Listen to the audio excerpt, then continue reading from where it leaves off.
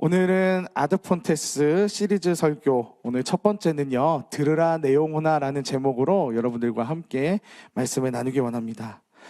2025년 우리 교회 표어가 아드폰테스, 이제 주제를 가지고 이제 오늘부터 시리즈 설교를 진행하는데요. 근원으로 돌아가다라는 의미의 아드폰테스를 가지고 우리 신앙의 근본적인 것들을 하나하나 돌아보려고 하는데, 이번 주에는 하나님께 돌아가자라는 그런 주제로 좀 설교를 하게 됐습니다.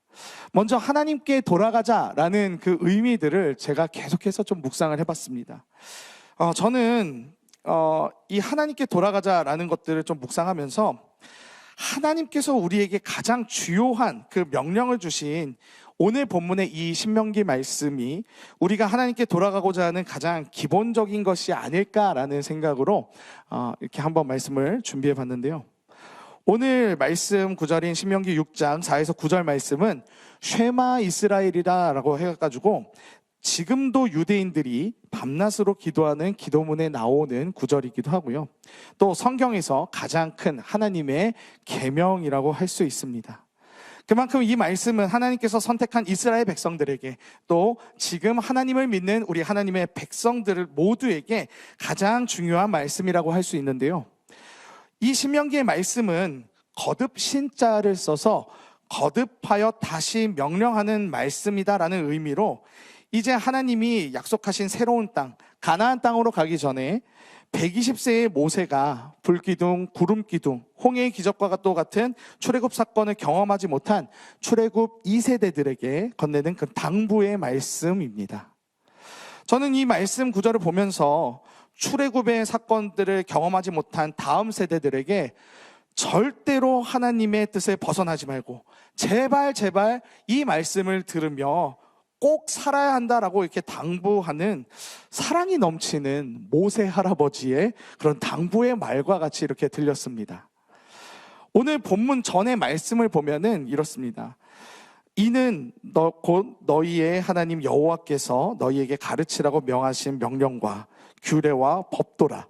너희는 건너가서 차지할 땅에서 행할 것이니 곧 너와 내 아들과 내 손자들이 평생에 내 하나님 여호와를 경외하며 내가 너희에게 명한 그 모든 규례와 명령을 지키게 하기 위한 것이며 또 내 나를 장구하게 하기 위한 것이라. 이스라엘아, 듣고 삼가 이것을 행하라. 그리하면 내가 복을 받고 내 조상들의 하나님 여호와께서 내게 허락하심 같이 젖과 꿀이 흐르는 땅에서 내가 크게 번성하리다. 이렇게 적혀 있는데요. 이건 꼭 모세가 하나님과 그동안에 겪었었던 그동안의 120년의 세월을 꾹꾹 담아 이제 약속의 땅으로 가서 살아야 할 다음 세대들에게 하나하나 정성을 다하여 이야기하는 것처럼 이렇게 느껴집니다. 오늘 하나님께서 이 모세 할아버지를 통해 우리에게 꼭 당부하고 명령하신 가장 큰 계명들을 보면서 우리가 어떻게 하나님께로 온전히 돌아갈 수 있는지 함께 보길 원합니다.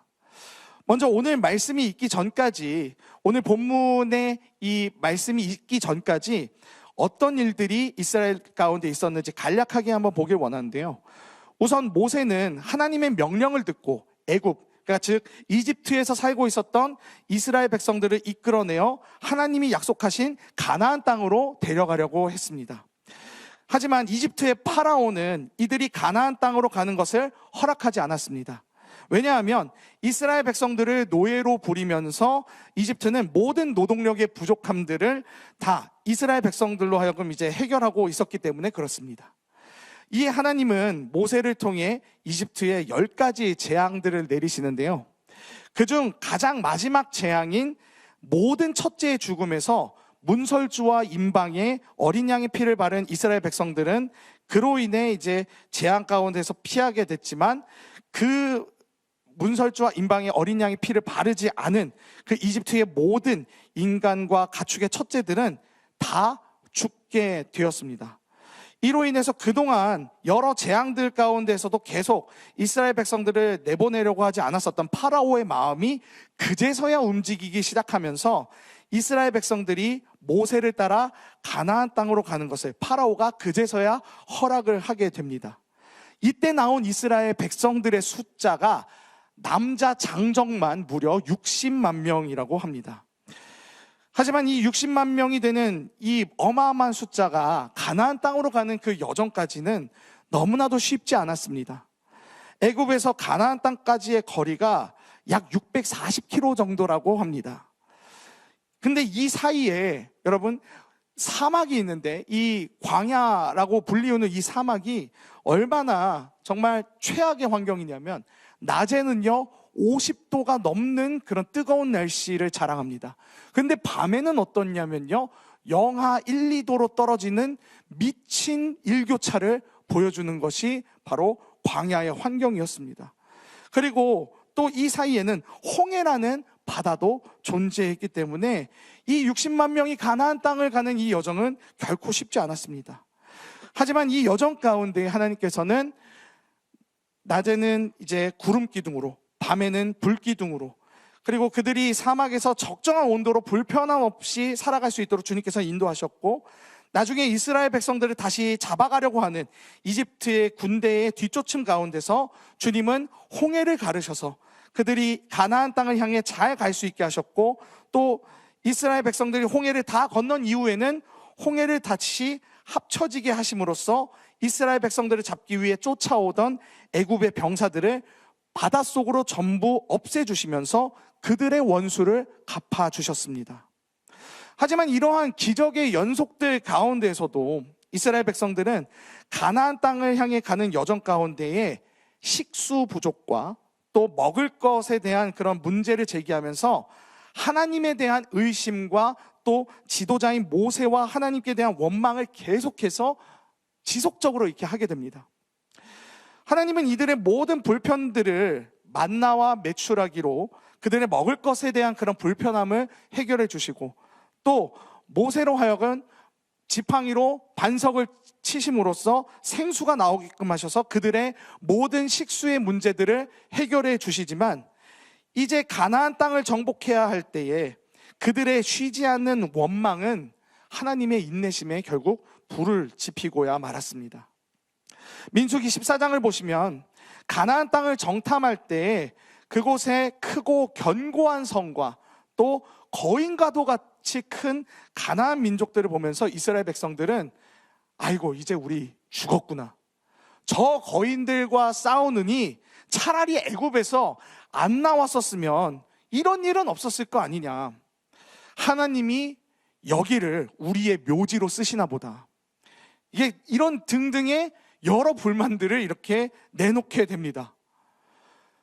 여호수아와 갈렙은 저들은 하나님이 보호하시지 않기 때문에 우리의 밥일 뿐이다 이렇게 얘기를 하지만, 하나님이 허락하셨는데 무엇이 두렵겠느냐라고 이렇게 용기 100배 이렇게 가득 찬 여호수아와 갈렙과는 달리 계속 이스라엘 백성들은 눈앞의 상황들만 보고 하나님과 모세를 계속해서 원망할 뿐이었습니다. 그래서 하나님은 이런 출애굽 1세대들에게 야, 니들 그렇게 불만이 많아? 좋아, 그러면은 소원대로 니들 말한 대로 다 해줄게, 이렇게 하나님께서 이야기를 하십니다. 그래서 믿음으로 가나안 땅을 바라봤었던 여호수아와 갈렙을 제외한 모든 장정만 60만 명이 넘는 출애굽 1세대들은 가나안 땅에 들어가지 못하고 광야에서 죽게 될 것이라고 이렇게 주님은 말씀하십니다. 결국 출애굽한 1세대들은 광야를 40년 동안 뺑글뺑글 돌면서 광야에서 죽게 되는데요, 이것이 모세가 겪은 출애굽 1세대의 실패입니다. 모세는 하나님의 말씀과 일하심보다 당장 눈앞에 보이는 것에만 급급하여 실패하게 된 1세대의 전철을 다시는 밟지 않기를 원했습니다. 그래서 약속의 땅 가나안에서 이제 살게 될 출애굽 2세대들에게 1세대들의 실패를 거울 삼아 똑같은 길을 가지 말라고 신신당부하는 것이 오늘의 말씀이라 이렇게 볼 수 있는데요, 그렇다면 이 말씀을 통해 우리가 돌아갈 아드폰테스, 하나님께 돌아갈 교훈이 무엇이 있을까요? 먼저 첫 번째는요, 오직 하나님만이 진리요 해결책이심을 우리가 인정해야 한다는 것입니다. 이스라엘 백성들이 나온 애굽, 그러니까 즉 이집트는요, 나일강 문명이 발달한 곳으로 소위 사람의 힘으로 이렇게 정말 잘 먹고 잘 살 수 있는 인본적인 그런 국가다라고 볼 수 있습니다. 즉 사람의 능력과 힘으로 먹고 살며 그것을 진리로 여기는 나라이죠. 하지만 하나님이 이끄신 가나안 땅은 인간의 힘과 능력으로 먹고 살 수 있는 땅이 아니었습니다. 신명기 11장 11절과 14절에는요, 하나님이 이끄신 가나안 땅의 특징이 나옵니다. 먼저 신명기 11장 11절을 보면 너희가 건너가서 얻을 땅은 산과 골짜기가 있어서 하늘에서 내리는 비를 흡수하는 땅이요. 그리고 또 11장 14절을 보시면요, 여호와께서 너희 땅에 이른 비 늦은 비를 적당한 때에 내리시리니 너희가 곡식과 포도주와 기름을 얻을 것이요 라고 이렇게 말하고 있습니다. 이것은 저수지를 만들어서 인간의 능력으로 농사를 지을 수 있는 애굽과는 다르게 가나안 땅은 저수지를 만들려고 해도, 여러분 아까 11절 보시면 뭐라고 합니까? 비를 흡수하는 땅이라고 하죠. 비를 이게 흡수하는 땅이기 때문에 저수지를 만들려고 해도 이 땅이 물을 다 흡수하기 때문에 저수지를 만들 수가 없는 땅인 것입니다. 그래서 가나안 땅은 오직 하나님께서 내리시는 이른 비와 늦은 비만을 통해 농작물들을 얻을 수 있는 땅, 조금 더 유식한 말로 하면요, 천수답의 땅이다라고 얘기를 하는데, 여러분 즉 하나님과의 관계가 친밀하고 또 하나님께 대한 믿음이 온전히 섰을 때에 잘 살 수 있는 땅이기 때문에 하나님은 이스라엘 백성들이 광야라고 하는 그런 극한의 상황 가운데 있을 때 구름기둥, 불기둥이라는 기적을 통해 늘 하나님께서 함께하고 계신다는 것을 보여주신 것입니다. 그리고 만나와 메추라기를 통해서 그들의 부족함과 필요함을 들으시고 응답하신다는 것을 보여주신 것이고요. 또 홍해의 갈라짐을 통해 이들의 길을 주님께서 분명히 인도하시고 이들의 원수를 갚아주시는 능력의 하나님이심을 주님은 이스라엘 백성들에게 분명히 보여주셨습니다. 즉 이스라엘 백성들에게 광야는요, 하나님의 믿음 훈련소였던 것입니다. 이때에 하나님께 대한 믿음이 온전히 자라나야지만 약속의 땅인 가나안 땅에서 온전히 살 수 있기에 하나님은 이들에게 모든 것을 다 보여주셨지만 안타깝게도 출애굽 1세대들은 그저 눈앞의 상황들만 보았습니다. 홍해에서의 사건도, 모세가 팔을 들어 기도했을 때 아말렉을 물리쳤었던 그런 기억들도 모조리 다 눈앞에 닥친 상황들만 보고 무너진 것입니다. 여전히 이들은 사람의 힘으로 모든 것을 해결해야 하는 애굽의 방식에 머물러 있었던 것입니다. 모세는 오늘 본문 4절과 5절을 통해 이렇게 말합니다. 이스라엘아 들으라, 우리 하나님 여호와는 오직 유일한 여호와이시니 너는 마음을 다하고 뜻을 다하고 힘을 다하여 내 하나님 여호와를 뭐라고 합니까? 사랑하라 라고 기록하고 있습니다. 왜 모세는 4절에 오직 하나님 여호와는 유일한 여호와라는 것을 이야기하고 있는 것일까요? 그것은 오직 하나님만이 유일한 전지전능한 주권자시라는 것을 알려주는 것입니다. 그러기에 우리가 마음을 다하고 뜻을 다하고 있는 힘을 다해 사랑하고 붙들어야 하는 전지전능한 주권자이시기에 다른 그 무엇보다도 하나님만을 붙들어야 한다는 사실을 모세는 알려주고 있는 것입니다. 지금 세상을 보면 여러분 얼마나 편리합니까? 애굽의 나일강 문명과도 같이 얼마나 많은 문명들이 지금 우리 주변에 이렇게 있습니까? 세상을 보면요, 하나님 없이도 정말 잘 살 것만 같아요. 하지만 우리가 기억해야 될 것은 하나님은 그 뒤에 모든 것을 주관하시는 전지전능한 하나님이시라는 것입니다. 우리는 편리한 문명과 과학 기술들은 인정은 하지만 그것을 금송아지와 같이 섬겨서는 안 됩니다. 이 편리함에 잡아먹혀서는 안 됩니다. 뿐만 아니라 현재 이 시대가 이야기하는 포스트 모더니즘, 다원주의와도 같은 이러한 영적인 장애물들을 우리는 뛰어넘어야 합니다. 세상은 절대적인 진리가 존재하지 않고 진리는 개인적이고 주관적이며 상대적이며 언제나 변화에 노출되어 있다라는 말을 하면서 계속 세상은 우리를 혼란하게끔 만듭니다. 세상은 하나님보다 과학을 바라보게 합니다. 말씀보다 세상의 이론을 더 바라보게 만듭니다. 이것으로 인해 우린 하나님이 유일한 진리요 사랑해야 하는 대상임을 놓치곤 합니다. 내 삶의 하나님을 나의 유일한 진리요 붙잡아야 하는 전지전능한 주권자라는 사실을 놓치게끔 만드는 우리의 영적인 그 장애물은 무엇입니까? 미국의 더치 쉬츠 목사님은 하나님과 나 사이에 방해하는 영적인 방해물이 있는 것 같다면 영혼 회복을 위한 5가지 실천 방법을 이렇게 제시하셨습니다. 하나, 예수님의 말씀을 믿고 그분을 그리스도로 인정할 때까지 회복이 시작된다. 두 번째, 말씀에 순종하는 제자로 살 때 말씀 안에 거하면 영혼이 성숙해진다. 세 번째, 구원의 진리를 깨닫고 하나님을 떠난 인간의 지식을 경계해야 한다. 넷, 하나님의 시각으로 보고 눈앞의 상황 너머를 보는 믿음을 가져야 한다. 마지막 5번째, 끝까지 최선을 다해 일을 마치되 100% 열매를 맺는 순간까지 멈추지 않아야 한다라고 이렇게 이야기를 하셨습니다. 사랑하는 여러분, 우리 하나님은 오직 유일한 여호와 하나님이시고 우리가 마음과 뜻과 힘을 다해 이 세상 어떤 것보다 더 붙잡아야 하는 분임을 우리는 기억해야 합니다.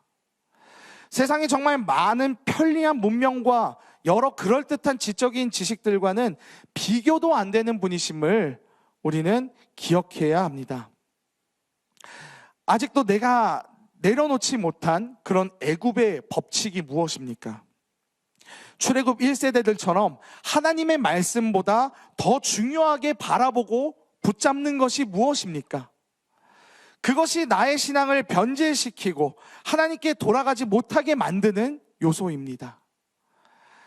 내 방식, 세상의 방식이 아닌 하나님께 기도하며 그 친밀함 가운데 지혜를 얻으며 하나님의 유일한 진리임을 이 세상 가운데서 당당히 고백하며 외치는 저와 여러분이 되게 간절히 소망합니다. 두 번째는요, 바로 말씀을 기억하라는 것입니다. 오늘 말씀 6에서 7절을 보면 이렇습니다. 오늘 내가 내게 명하는 이 말씀을 너는 마음에 새기고 내 자녀에게 부지런히 가르치며 집에 앉았을 때이든지 길을 갈 때이든지 누워있을 때이든지 일어날 때이든지 이 말씀을 강론할 것이며 라고 이렇게 기록하고 있습니다. 오늘날 유대인들이 계속해서 이 신명기의 말씀을 밤낮으로 읊으면서 기도하고 있습니다. 그들이 밤낮으로 이 말씀으로 기도문을 이렇게 읊는 이유는 간단합니다. 바로 하나님의 이 말씀을 결코 삶 가운데서 잊지 않기 위해서입니다. 우리가 하나님의 본질로 돌아가기 위해서는 바로 말씀이 내 삶을 움직일 수 있게끔 내가 말씀 가운데로 온전히 들어가야 한다는 것입니다. 말씀을 기억하게 되면 무엇이 좋을까요? 존 파이퍼 목사님은 말씀의 가치에 대해 다음과 같은 10가지의 유익을 알려주셨습니다. 첫 번째는 하나님의 말씀은 믿음을 일깨우고 강하게 해준다. 하나님의 말씀은 우리를 성령으로 충만하게 해주신다. 하나님의 말씀은 생명을 창조하고 유지한다. 하나님의 말씀은 소망을 준다. 하나님의 말씀은 우리를 자유로 인도한다. 하나님의 말씀은 기도 응답의 열쇠다. 하나님의 말씀은 지혜의 근원이다. 하나님의 말씀은 우리에게 결정적인 경고를 준다. 하나님의 말씀은 마귀를 물리칠 수 있게 해준다. 마지막으로 10번째, 하나님의 말씀은 크고 지속적인 기쁨의 근원이다. 말씀은 이처럼 우리가 하나님께 온전히 돌아가기 위한 매우 필수적인 것을 존 파이퍼 목사님은 이렇게 말씀하고 있습니다. 말씀의 요한복음 14장 21절을 보면 나의 계명을 가지고 지키는 자라야 나를 사랑하는 자니 나를 사랑하는 자는 내 아버지께 사랑을 받을 것이요 나도 그를 사랑하여 그에게 나를 나타내리라 라고 이렇게 말하는데요, 말씀은 오늘 본문 5절의 말씀처럼 우리가 주님을 마음을 다하고 힘을 다해 섬길 때에 매우 중요한 기준을 제시하는 것을 이렇게 보여줍니다. 누군가를 사랑하기 위해서는 이 사람이 어떤 존재인지 정확히 알아야 그 사람을 온전히 사랑할 수 있듯이 우리 하나님의 속성과 하나님과의 올바른 교제 방법에 대해 명확한 기준을 제시해 주는 것이 바로 하나님의 성경 말씀이라는 것입니다. 그 말씀을 우리가 계속해서 기억하고 말씀에 깊이 새겼을 때 우린 결코 하나님의 기준에서 벗어나지 않고 유혹과 시험이 올 때에 이겨낼 수 있으며 하나님께서 주시는 경고하심도 우리가 말씀을 통해 알 수 있다는 것입니다. 하나님의 말씀은 시험을 이겨내는 검과도 같고 또 위험을 감지하는 사이렌과도 같습니다. 하지만 우리 안에 말씀이 없다면 우린 시험에도 넘어질 뿐만 아니라 우리 안에 영적인 모든 감각들이 다 망가져서 주님의 경고 사인도 내 영혼이 다른 것으로 변질돼가고 썩어져가는 것도 모르게 될 것입니다. 그래서 오늘 본문은 우리가 어느 정도까지 말씀을 새기고 기억해야 하냐고 가르치냐면요, 바로 내 자녀에게 부지런히 가르치며 라고 할 만큼 기억하고 새기라고 이렇게 가르치고 있습니다. 여러분, 누군가를 가르치려고 하면요, 말씀을 온전히 잘 알고 있어야 합니다. 저도 여러분들에게 이 말씀을 전달하기까지 많은 부분의 성경을 보고 책을 참고하고 준비를 했는데, 여러분, 누군가에게 말씀을 가르치려고 하면요, 내 안에 먼저 그 말씀이 체득이 되고 잘 알고 있어야 합니다. 그래서 누군가를 가르치고 설명할 수 있을 만큼 말씀을 우리가 외우고 마음에 새겨야 한다는 것입니다. 주님께서 지상명령으로 우리에게 이렇게 명령하시지 않으셨습니까? 그러므로 너희는 가서 모든 민족을 제자로 삼아 아버지와 아들과 성령의 이름으로 세례를 베풀고. 하나님은 제자인 우리가 말씀으로 나 자신을 변화시키는 것을 넘어 결국에는 나를 살리고 변화시킨 그 말씀을 가지고 누군가의 영혼을 살리는 일까지 감당해야 하는 수준으로 나아가야 함을 말씀하고 계십니다. 결국 말씀은 우리가 하나님을 온전히 사랑하고 그의 길을 가는 올바른 기준을 제시해주며 뿐만 아니라 우리가 하나님이 명령하신 지상 사명을 감당하게끔 하는 그 본질로 돌아가게끔 하는 그런 주요한 요소라는 것입니다. 마지막 세 번째는요, 바로 우리 삶에 정리가 필요하다는 것입니다. 이게 무슨 말일까요? 여러분, 맹모 삼천지교라는 말을 들어보셨습니까? 맹자의 어머니가 맹자를 잘 키우기 위해서 3번 이사를 하였다라는 그런 고사성어를 가르치는 건데요, 맹자가 무덤 근처에 살았을 때에는 장례를 치르는 곡소리를 맹자가 따라했다고 합니다. 이에 어머니가 이것을 보고 안 되겠다 해가지고 시장 근처로 이사를 하셨대요. 근데 그랬더니 맹자가 이제 시장 상인들의 골라 막 이러면서 여기 1,000원 여기 2,000원 막 이러면서 이런 그 시장 상인들을 따라하기 시작했다는 겁니다. 어머니가 이걸 보시더니 이것도 안 되겠다 해가지고 서당 근처로 맹자와 함께 이제 이사를 했다고 합니다. 그랬더니 이제 그제서야 맹자가 이제 천자문을 배우기 시작하고 공부를 했다라는 그러한 유명한 이야기가 맹모 삼천지교인데요, 우리 삶에도 이렇게 하나님과 온전히 교제하기 위해서는 영적인 그런 분위기, 나의 주변이 하나님께 온전히 집중하기 위한 그러한 삶의 정리정돈이 필요하다라는 것입니다. 오늘 말씀 8에서 9절을 보면 너는 또 그것을 내 손목에 매어 기호를 삼고 내 미간에 붙여 표로 삼고 또 내 집 문설주와 바깥문에 기록할지니라 라고 이렇게 기록하고 있습니다. 여러분, 말씀을 손목에 이렇게 보고 미간에 이렇게 붙여서 표로 삼으면은 어떻게 됩니까? 어딜 가든지 말씀을 보게 되는 그런 상황과 환경들이 펼쳐지지 않겠습니까? 그리고 여러분들이 나갈 때 문 밖에 말씀이 있다라고 생각해 보십시오. 이제 들어가고 나갈 때에 계속 말씀을 보면서 내가 하나님의 백성이지라고 이렇게 기억하지 않겠습니까? 이것은 하나님의 말씀이 내 삶 곳곳마다 이렇게 배치를 시켜가지고 하나님을 결코 잊지 말라는 주님의 명령이 담긴 말씀입니다. 이렇게까지 하나님의 말씀을 손목에 그리고 미간에 심지어 들어오고 나가는 이 문에도 이렇게 적으라고 하는 이유는요, 그만큼 세상의 영적 전쟁이 참 심하기 때문에 그렇습니다. 우리가 까딱 잘못하면 변질되기 쉽기 때문에 그렇습니다. 아까 여러분 유병희 목사님 하신 말씀 보셨죠? 우리가 세상을 이렇게 생각 없이 살다 보면은 불신자스러워질 수 있다라는 것을 유병희 목사님이 경고하셨잖아요. 아까 홍보 말씀에서요. 그만큼 우리가 이 땅에서 치르는 영적 전쟁이 너무나도 심하다는 겁니다. 이스라엘 백성들이 살아가야 할 그 가나안 땅은요, 당시 인신제사를 드릴 만큼 잘못된 제사들과 엄청난 우상숭배가 가득한 땅이었습니다. 오죽하면 하나님께서 이스라엘 백성들을 들어서 그들을 멸절시키려고 하셨을까요?